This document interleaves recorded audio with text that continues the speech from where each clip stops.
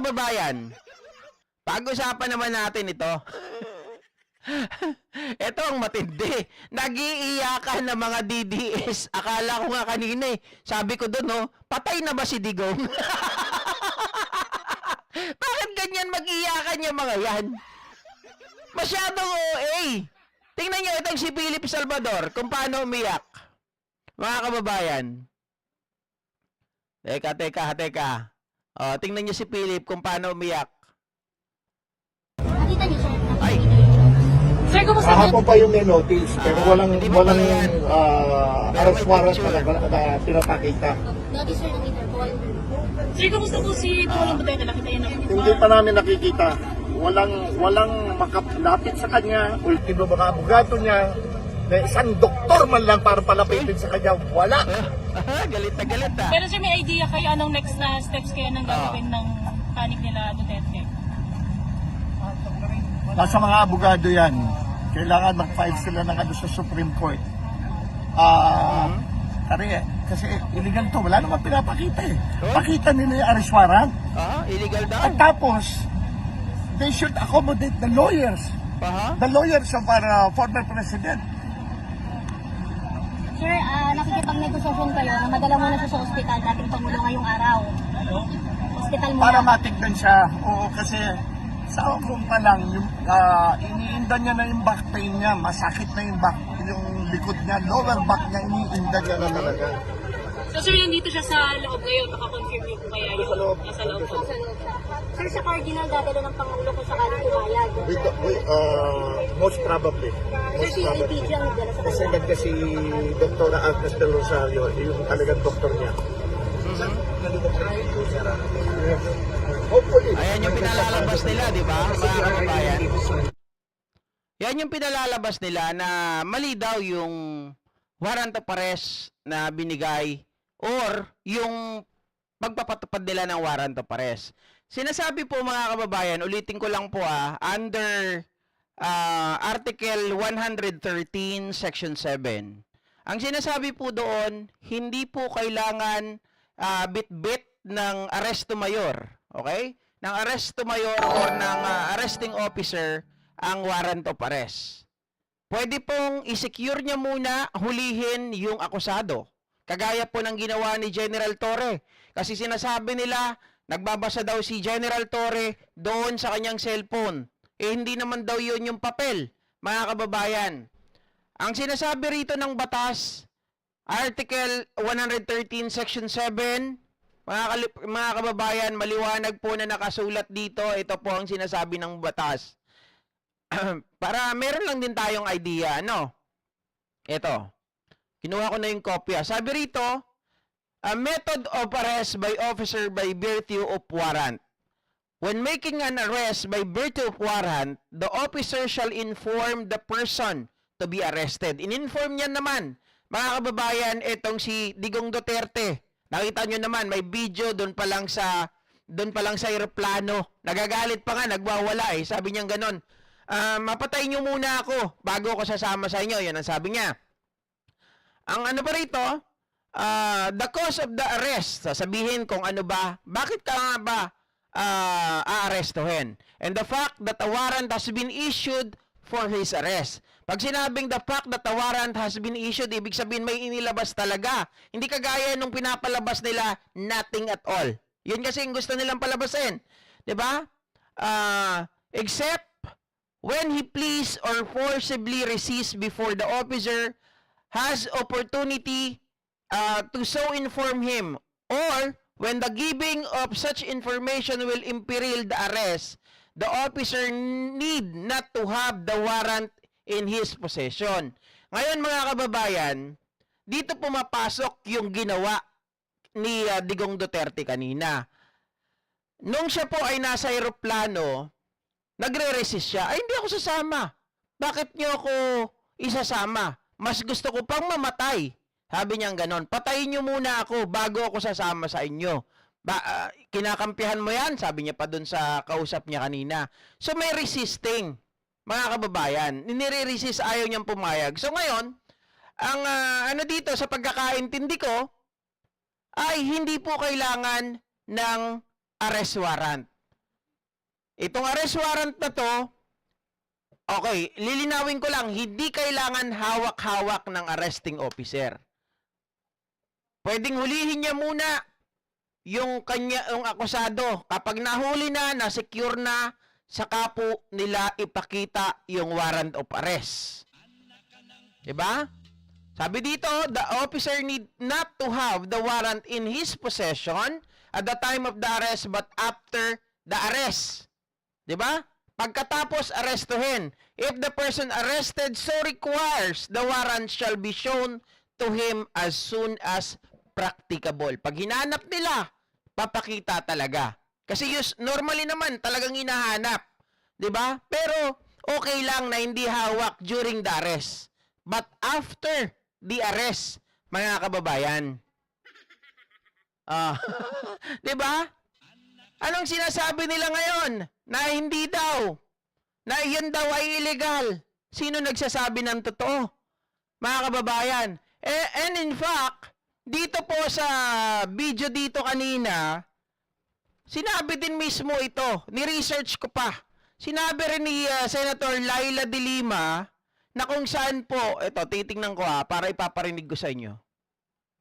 I love Monday.com. What's Monday.com? Para sigurado tayo. Medyo nainiba ko lang yung paliwanag doon. Nung nag-aaresto, yung Ayan. pinaka-warrant,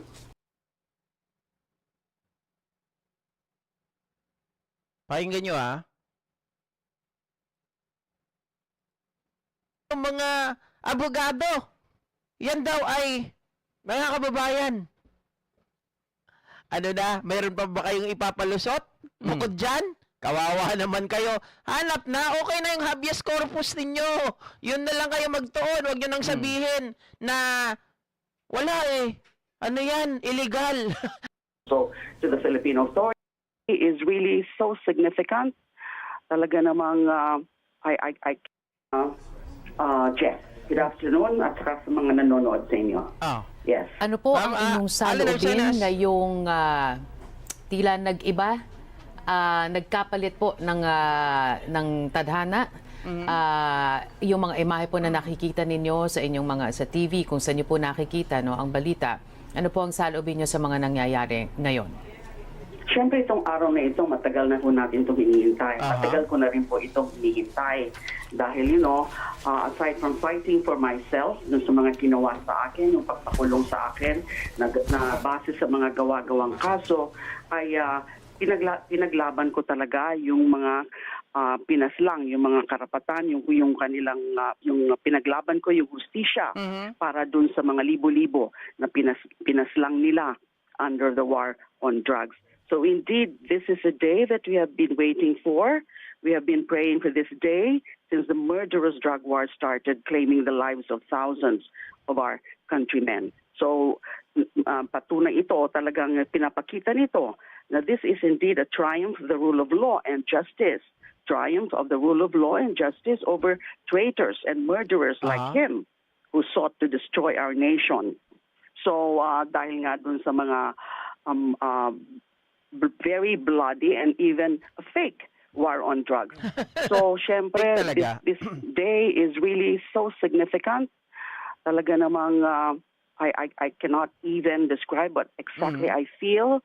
Although, syempre, this is very personal to me because, as I said, I've been crying out for justice not only for myself but also for those victims of the war on drugs. Senator, nasaan ho kayo noon nung una niyong nabalitaan na inaresto na nga ang dating Pangulo?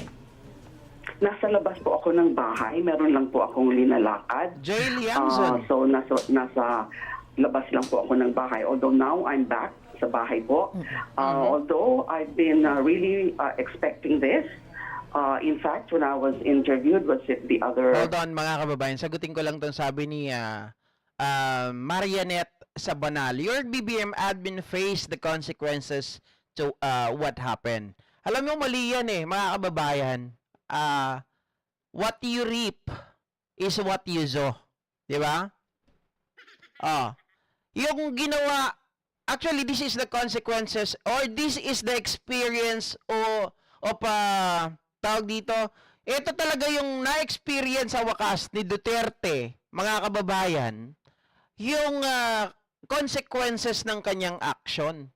Yun ang katotohanan doon. Huwag nyo nang idamay si Pangulong Bongbong Marcos because PBBM is not the one, mga kababayan, na nag-implement ng war on drugs para sabihin nyo na napipace ni PBBM admin ang consequences na ito. 'Di ba? Kayo yun. Si Digong yun. Oh, yan yung kasabihan, what you reap is what you sow. You experience the consequences of your action. Action ba ni Pangulong Bongbong Marcos na pumatay ng 30,000 katao? Uy, isip-isip bago kayo mag-ano rito ha, bago kayo mag-comment. Kasi yung comment nyo sablay po. Paano ipipaste ni Pangulong Bongbong Marcos yung consequences? Again, ang sinasabi ng batas, nobody, no one is above the law. So it should be applicable to everybody. Hindi pwedeng sa mayaman lang, hindi pwedeng sa piling mga tao lang, it should be apply to everybody. Sa lahat po. Hindi yun sa ilang tao lang. Kagaya po ng mga sinasabi ninyo. Ha? Naku po. Kayo naman talaga. Oh. Pakinggan natin. Night, sinabi ko po yon, ako naniniwala na talagang meron ng warrant of arrest. Kasi, kasi yun din, nakakuha po ako ng information Hi, Pinky. last week. Although hindi pa po ako sigurado as of Sunday kung na-transmit na yung warrant of arrest doon sa Interpol, and then whether Interpol has already made a appropriate request for transmittal also to the Philippine authorities.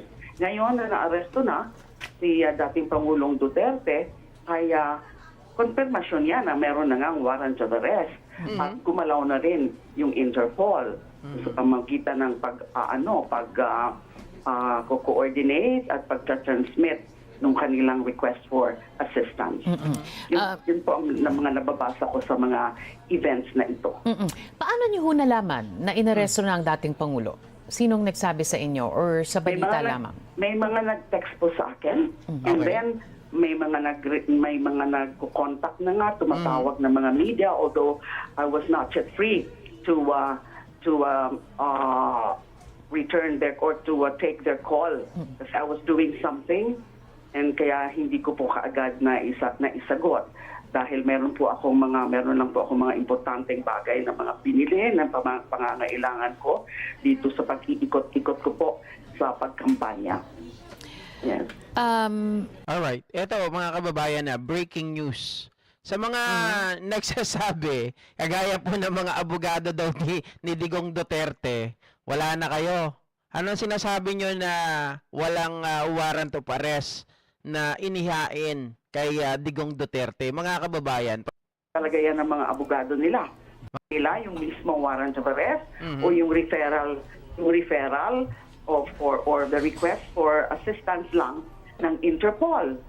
Pero siguro naman hindi gagalaw yung PNP ngayon, hindi nila inaresto yan si Mr. Duterte kung hindi sila nakakasiguro na meron na ganyan na utos. Correct. Exactly. From the ICC, which was coursed through the PNP. The Interpol.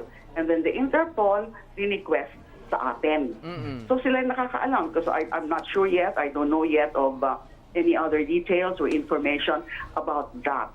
Pero ang maisasagot ko, because yung nakalagay sa Rules of Court natin, Rule 113, Section 7, ay hindi kailangan na hawak-hawak nung nag-aaresto yung pinaka-warrant doon sa time na pag-aresto nila. Pero maliwanag, mga kababayan. Rule 113, Section 7, hindi kailangan hawak ng arresting officer yung warrant of arrest. Pwede itong later na lang nilang ipakita after the arrest. Okay? Anong sinasabi nyo mga DDS kayo? Mga abogado pa man din, mga kababayan? Mabuti sana kung hindi kami nagre-research. Mabuti sana kung hindi kami nakikinig sa mga, 'di ba? Sa mga komento ng mga marurunong talaga. And from that, of course, mga kababayan, konting research. Ay, oo nga, tama nga, nakalagay dito, oh. Basahin natin. Di ba? Maliwanag na maliwanag. Eh, ngayon, mga kababayan, dahil nga dito, ano kaya dahil nga napaiyak-iyak itong sila Philip Salvador, may paiyak-iyak pa, hindi lang si Philip Salvador, mga kababayan, may paiyak-iyak pa sila Badoy. Oh, tingnan niyo si Badoy kung paano umiyak. Ang pangit! Ang pangit umiyak. Oh, ayan. Tingnan nyo naman, parang namatayan. Bakit kaya siya ang iyak ng iyak? Ha? Sabi dati, naalala ko tuloy nung sinasayaw ito sa Malacanang, sabi nadiligan din daw to eh. Oy, nabasa ko lang ngayon ha, hindi po ako nagsabi doon. Loko kayo ha. Hindi po ako nagsabi doon, inulit ko lang. Baka na finger licking good din daw. Na finger licking good, anak ng tinapa. Yun ang sabi ng mga nanonood sa atin dati, mga kababayan.